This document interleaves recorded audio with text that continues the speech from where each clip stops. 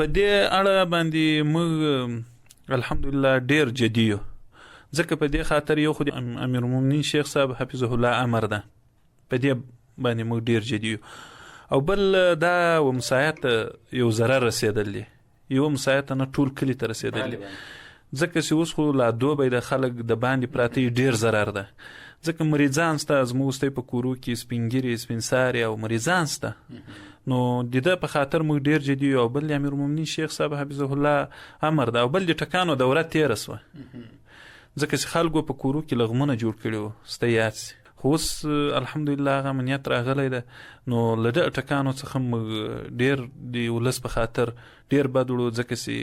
ولس کې مریضان سته او سپین ږیري سته سپین ساري سته، نو ډیر مشکلات راځي. نو په دې خاطر موږ ډیر ورته جدي یو او ځان هم رسولی دلته، او له ولس هم دا غوښتنه ده چې نور دا ټکان بند دی. له دې بعده